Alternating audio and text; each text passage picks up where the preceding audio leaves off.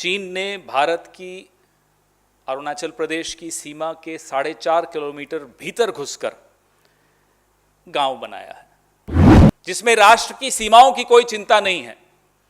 लाल आंखें देश के भीतर पत्रकारों को दिखाई जाती हैं, एक्टिविस्ट को दिखाई जाती हैं, विपक्ष को दिखाई जाती हैं। वादा किया था लाल आंख देश के दुश्मनों को दिखाई जाएंगे। छद्म राष्ट्रवादियों पर आज कोई दबाव पड़ेगा और चीन पर प्रधानमंत्री दो चीजें करेंगे। एक तो क्लीन चिट वापस लेंगे, दूसरा चीन के ऊपर कड़े से कड़े शब्दों में कुछ बात कहेंगे, कोई वक्तव्य देंगे, जिससे देश को यह भरोसा हो कि देश सुरक्षित हाथों में है। वो भरोसा खत्म हो चुका है। आज हम मांग करते हैं कि आपकी राष्ट्रीय कार्यकारिणी की बैठक चल रही है, इसमें आप साझा कीजिए असली जानकारी। देश को चारों तरफ से जो चीन का खतरा आ रहा है उसमें आप क्या करने वाले हैं। वहां मैप पे हमला हो रहा था, बैन ऐप की जा रही थी, आज वो ऐप पे भी बैन कहां है मुझे बताइए। नमस्कार साथियों, आज यहां से कुछ किलोमीटर दूर छद्म राष्ट्रवादियों का एक राष्ट्रीय कार्यकारिणी की बैठक हो रही है दिल्ली में ही। कल हमने आपके सामने पेंटागन की वार्षिक रिपोर्ट साझा की, जिसमें यह जाहिर किया गया था कि कैसे चीन ने भारत की अरुणाचल प्रदेश की सीमा के 4.5 किलोमीटर भीतर घुसकर गांव बनाया है। आज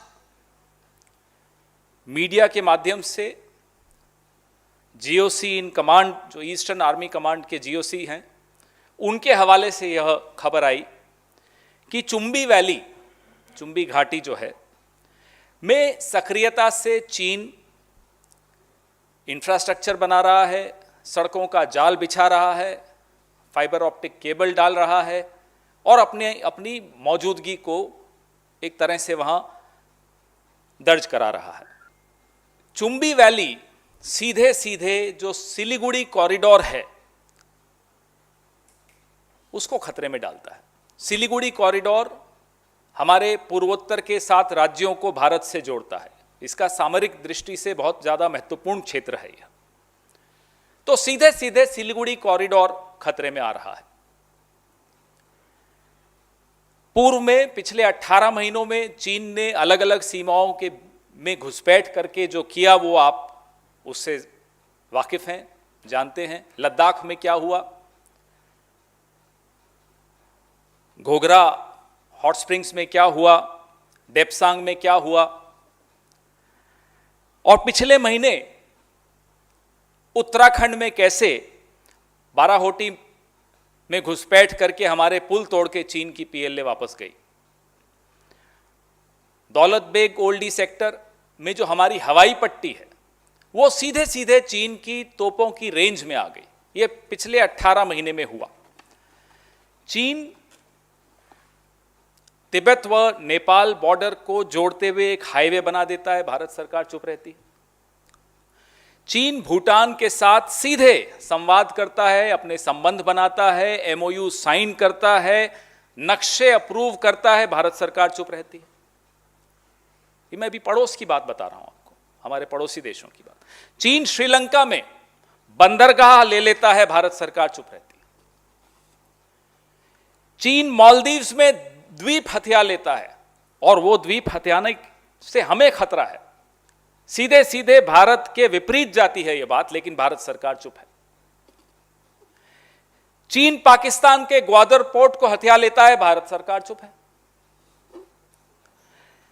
चीन पाकिस्तान के अलावा मालदीव्स, भूटान, नेपाल, श्रीलंका, इन सब में सक्रिय हो जाता है, हमारे सामरिक हितों के खिलाफ सक्रिय हो रहा है।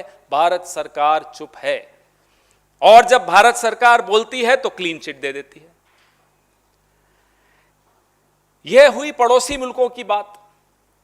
लद्दाख, सिक्किम, उत्तराखंड, अरुणाचल प्रदेश और अब सिलीगुड़ी कॉरिडोर। अब भी भारत सरकार चुप क्यों है? हम इन छद्म राष्ट्रवादियों से यह आह्वान करते हैं कि आज मुंह खोलें और देश को बताएं, देश के सामने सच बोलें। क्लीन चिट वापस लें। कल ही हमने मांग की थी, आज हम मांग करते हैं कि आपकी राष्ट्रीय कार्यकारिणी की बैठक चल रही है, इसमें आप साझा कीजिए असली जानकारी। देश को चारों तरफ से जो चीन का खतरा आ रहा है उसमें आप क्या करने वाले हैं, कब बोलेंगे, क्या बोलेंगे, आज हम आपके माध्यम से यह आह्वान उनसे करते हैं। उस क्लीन चिट का इतना भारी नुकसान हुआ, मैंने अभी वो नुकसान आपके सामने गिनाए हैं, और भी कई नुकसान हैं, लेकिन व्यापार फिर से पटड़ी पर आ गया है चीन के साथ। 67% बढ़ गया है 6 महीने में। ऐप जिनको बैन करके बड़ी पीठ ठोकी गई थी एक दूसरे की, सब मंत्रियों ने प्रधानमंत्री की पीठ थपथपाई कि साहब ऐप बैन कर दी। वहां मैप पे हमला हो रहा था, बैन ऐप की जा रही थी। आज वो ऐप पे भी बैन कहां है मुझे बताइए। तो इसलिए इनका छद्म राष्ट्रवाद, सीमाओं पर उसका ज्वलंत उदाहरण आपको चारों तरफ दिख रहा है। यह है इनका राष्ट्रवाद, जिसमें राष्ट्र की सीमाओं की कोई चिंता नहीं है।